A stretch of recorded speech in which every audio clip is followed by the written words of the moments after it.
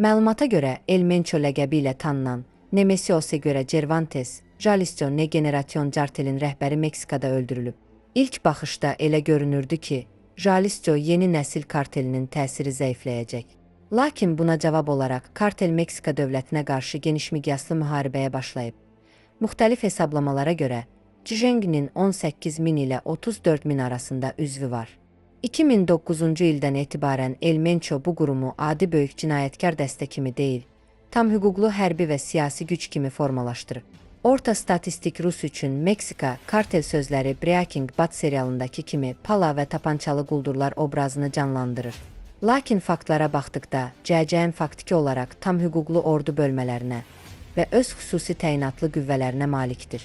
Bu qüvvələr həqiqətən də xüsusi təyinatlılara bənzəyir, cinayətkar dəstəyə yox.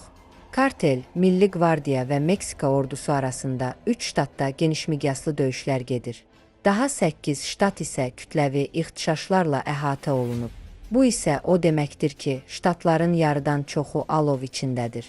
The New York Times qəzetinin qeyd olunan hesabatında bildirilir ki, Oseguera'nın öldürülməsi Meksika boyunca sürətli zorakılıq dalğasına səbəb oldu.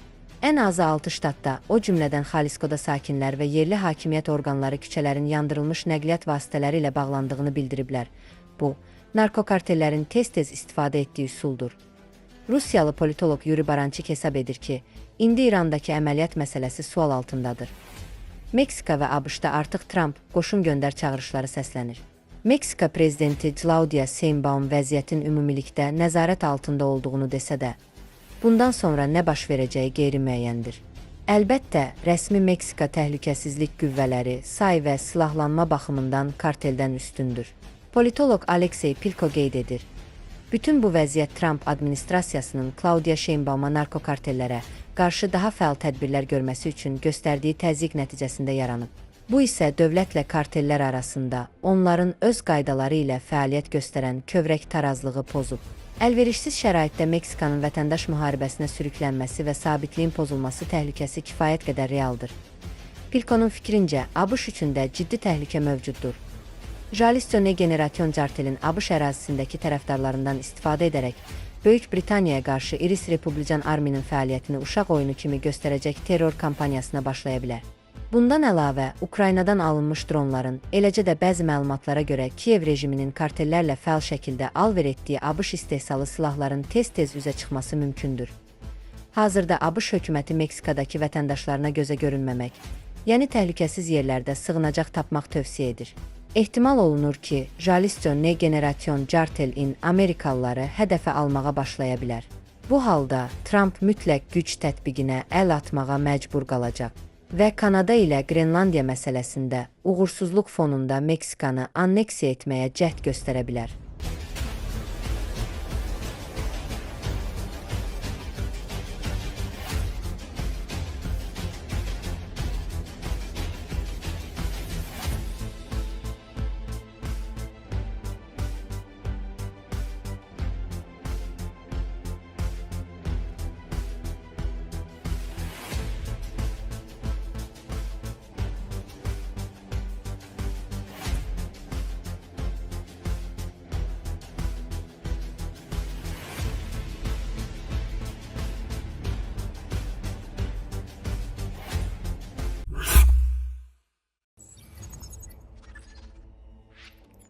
Kupyansk şəhərində 2-ci Xartiya Korpusunun hərbçiləri dövlət tərəfindən idarə olunan Mən Yaşamaq İstəyirəm proqramı vasitəsilə uzaqdan əlaqə qurduqdan sonra 3 Rus hərbçisini əsir götürüblər. Hadisə Kupyansk şəhərinin şəhər ərazisində Ukrayna əməliyyatları zamanı baş verib. Bu barədə Ukrayna Milli Qvardiyasının 2-ci Xartiya Korpusu məlumat verib və məlumatı militarni yayıb. Rus piyadalardan biri proqramın chatbotu vasitəsilə Ukrayna qüvvələri ilə əlaqə yaradıb ki, bu da onların təslim olması və əsir götürülməsi ilə nəticələnib. Təslim olmaq niyyətləri təsdiqləndikdən sonra kəşfiyyat bölmələri onların təhlükəsiz çıxışını koordinasiya ediblər. Rus hərbi əsirinin sözlərinə görə, o uzun müddət rotasiya olmadan Kupyanskda yerləşdirilmişdi. Hərbçi bildirib ki, Rusiya komandanlığı tərəfindən lazımi dəstək göstərilmirdi. Təxliyə zamanı qrup Rusiya bölmələrinin atəşi altına düşüb. Ukrayna qüvvələri əsirlərin itki olmadan təhlükəsiz əraziyə çatdırıldığını açıqlayıb. Mən yaşamaq istəyirəm proqramı Rus hərbçilərinin könüllü təslimi üçün rəsmi kanal kimi istifadə olunur. Xidmət ilkin əlaqə, identifikasiya və təslim proseduru ilə bağlı təlimatları təmin edir. Ukrayna Müdafiə Qüvvələri Kupiansk üzərində möhkəm nəzarət qurub. Ukraynanın Birləşmiş Qüvvələr Qruplaşmasının sözçüsü Viktor Tregubovun Ukrayna telemarafonunda dediyinə görə, şəhərdə yalnız bir məhəllədə mühasirəyə düşmüş bir neçə onlarla Rus işğalçısı qalıb. Mühasirədə olan Rus hərbçiləri havadan atılan təchizatla dolanırlar və heç bir aktiv əməliyyat apara bilmirlər. Şəhərə kənardan hücum cəhdləri isə uğursuzluqla nəticələnir. Kupiansk Ukraynanın şimal-şərqində Kharkiv vilayəti ərazisində yerləşən, müharibədən əvvəl təxminən 27 min əhalisi olan mühüm dəmiryolu və logistika mərkəzidir. Şəhər 2022-ci ilin fevralında geniş miqyaslı işğalın ilk həftələrində Rusiya qüvvələrinin nəzarətinə keçmiş, həmin ilin sentyabrında Ukraynanın sürətli Kharkiv əks hücumu zamanı azad edilmişdi. O vaxtdan bəri Rusiya şəhəri yenidən ələ keçirmək üçün dəfələrlə hücumlar həyata keçirir. 2025-ci ilin sonlarında Rusiya generalları şəhərin güya ələ keçirildiyini iddia etmişdilər. Dekabr ayında Ukrayna prezidenti Volodymyr Zelenski şəhərə səfər edərək bu iddianı təkzib edib. Yanvarın əvvəlində Ukrayna qüvvələri Rusların irəliləyiş cəhdinin qarşısını aldıqdan sonra Kupiansk meriyası üzərində Ukrayna bayrağını qaldırıblar. Bildirilir ki, Moskva komandanlığına Kupianskı 2026-cı ilin fevralına qədər ələ keçirmək tapşırılmışdı. Lakin bu müddət artıq başa çatıb və onların son qüvvələri mühasirəyə düşərək döyüş qabiliyyətini itirib. 5 fevral tarifinə olan məlumata görə, şəhərdəki Rusiya qoşunları tam şəkildə bir məhəllədə lokallaşdırılıb. 15 fevralda Ukrayna qüvvələri Kupianskda 22 Rus radio çağırış kodu qeydə alıblar.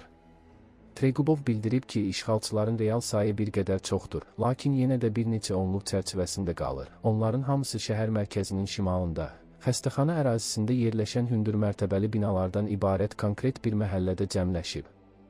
Qalan Rus hərbçiləri bir neçə çox mərtəbəli binada möhkəmlənərək müdafiə perimetri saxlamağa çalışırlar.